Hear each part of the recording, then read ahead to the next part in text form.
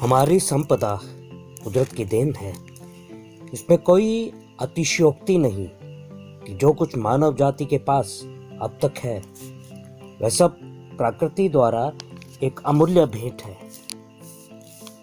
पक्षियों का चहचहाना, फूलों की रंगत, हजारों मीलों तक फैले हरे भरे जंगल हमारे जीवन का एक अभिन्न अंग है जो पूरी प्राकृतिक संपदा का अभेद्य संतुलन बनाए हुए हैं। अनगिनत पशु पक्षियों और जंगली जानवरों का रैन बसेरा है ये अद्भुत वन क्षेत्र। ये कल कल करते झरने पहाड़ों की उन असीम ऊंचाइयों से जन्म लेकर नदी नालों के रूप में निकल पड़ते हैं मानव जाति की संजीवनी बूटी की तरह। कृषि क्षेत्र की सिंचाई व हर प्रकार की जल पूर्ति हेतु अपना सर्वस्व लुटाकर समुद्र से मिलने को सर्वदा आतुर ये जल नन्ही नन्ही बूंदों के रूप में भी हमेशा धरती की प्यास बुझाता रहता है। आखिर किसके लिए? हम इंसानों के लिए ही ना। समय समय पर एक अभूतपूर्व नजारा इस प्रकृति द्वारा हम इंसानों को हमेशा खुश करने के लिए विभिन्न ऋतुओं के रूप में दृष्टिगोचर होता है, जो हमारे मन मस्तिष्क को सदैव प्रफुल्लित करता रहता है। मानो दिव्य अलौकिक परिवेश में हम सब अलंकृत हुए हों।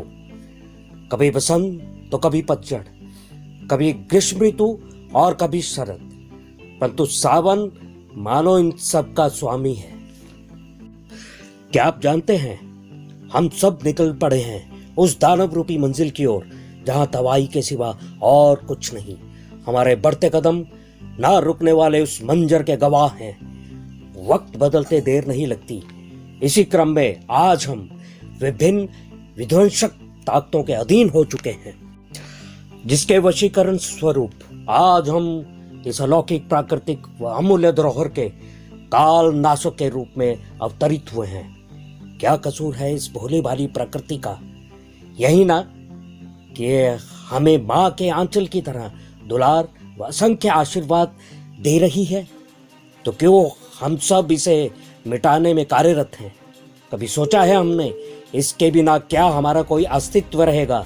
नहीं, कदाचित नहीं। हम कहाँ चल पड़े हैं अपने निजी स्वार्थ हेतु एक दानव रूपी मुखौटा ओढ़कर अपनी ही माँ के इस आंचल को धूमिल करने, जहाँ केवल विध्वंस के सिवा और कुछ भी नहीं है। फिर शुरुआत होती है प्रकृति को खंडित कर क्षीण वहीन करने की अंधाधुंध औद्योगिकरण, जिसने धरती के वायुमंडल को जैसे अपने आप में लील कर लिया हो। युद्ध, महायुद्ध, जिसने ना जाने कितने देशों को अपना दास बना रखा है। सितारों को छूने की लालसा ने आपसी रंजिश और दुश्मनी को और भी गहरा रंग दे दिया हो। इसी वैज्ञानिक उथल पुथल के चलते एक और नए दानव का अवतरण हुआ। परमाणु विस्फोटों की होड़ से जैसे धरती का कलेजा फट गया और उसमें से उफनते लावा ने अब तक ना जाने कितने लोगों को मौत के घाट उतार दिया। प्रकृति को यह सब गवारा न था। अब वक्त आ गया जब कुदरत ने समस्त मानव जाति को पाठ पढ़ाने की ठान ली है और शुरू हुई मार काट, महायुद्ध और महामारी, जिसने अब तक ना जाने कितने लाखों करोड़ों इंसानों की जान ले ली। जब जब मानव जाति ने प्रकृति द्वारा बनाए नियमों का उल्लंघन किया है, तब तक प्रकृति ने हमें ऐसा सबक सिखाया है जिसे हमारे आने वाली पुश्तें भी भुला ना पाएंगी। और प्रकृति के प्रकोपों की शुरुआत यहीं से हुई, जिसने हमें अपना ग्रास बना लिया है। कोरोना वायरस एक ऐसी लाइलाज बीमारी है जिसकी अभी तक कोई वैक्सीन नहीं विकसित हो सकी है।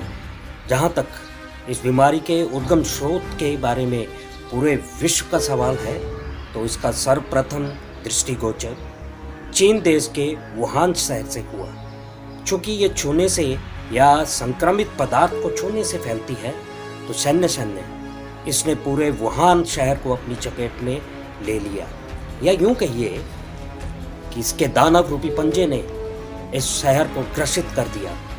जो लोग इस संक्रमण के दौरान संक्रमित होकर जहाँ जहाँ भी ट्रैवल किए, वहीं वहीं पर इन सब लोगों की वजह से यह संक्रमण एक चेन की तरह पूरे विश्व भर में फैल गया। चीन से होते हुए यूरोपियन देशों में फैला, यहाँ तक कि अत्यधिक मौतों का जमावड़ा सर्वप्रथम इटली देश से आया, जहाँ इस संक्रमण से हुई मौतों का कोई हिसाब किताब ही नहीं। ये सब शुरू के दिनों में ही इसने इटली देश को दबोच लिया। लगभग 26,000 के करीब निर्दोष लोगों ने अपनी जान गंवा दी। यहाँ तक कि एक समय तो एक साथ हजारों की संख्या में लाशों को संभालने वाला इंसान तक उपलब्ध नहीं था। फिर इसी कड़ी से जुड़ते और चेन के प्रारूप इस संक्रमण रूपी दानव ने स्पेन, फ्रांस, जर्मनी और इंग्लैंड जैसे अति विकसित देशों को अपनी चपेट में ले लिया। अब तक का सबसे बड़ा लाशों और मौतों का बवंडर स्पेन देश ने भी झेला है, जहां यह आंकड़ा लगभग 23,000 से भी ऊपर जा पहुंचा है। अब तक यह असंख्य अन्य देशों को भी संक्रमित कर चुका था, जिसमें विश्व का सबसे शक्तिशाली देश अमेरिका भी अछूता नहीं रह पाया। आज विश्व भर में इस कोरोना से अब तक की सबसे बड़ी त्रासदी अमेरिका भी भुगत रहा है। यहाँ भी मौतों का आंकड़ा 45,000 को पार कर चुका है। चीन की एक भूल या जानबूझकर की हुई गलती का प्रायश्चित आज पूरे विश्व की मानव जाति भुगत रही है, जहां मौतों का आंकड़ा लगभग 2 लाख को छू रहा है। विश्व भर के लगभग 200 देश इसकी चपेट में आ चुके हैं।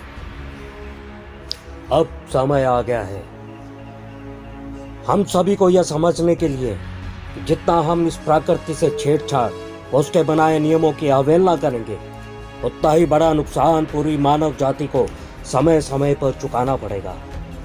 मानव जाति का यह दायित्व है कि हम प्रकृति के साथ पूरा समन्वय बनाते हुए, सबके हितों को सर्वोपरि रखते हुए कुदरत द्वारा दी गई इस अतुलनीय धरोहर को हमेशा संजोकर व संभाल कर रखेंगे। इसी प्रण के साथ धन्यवाद।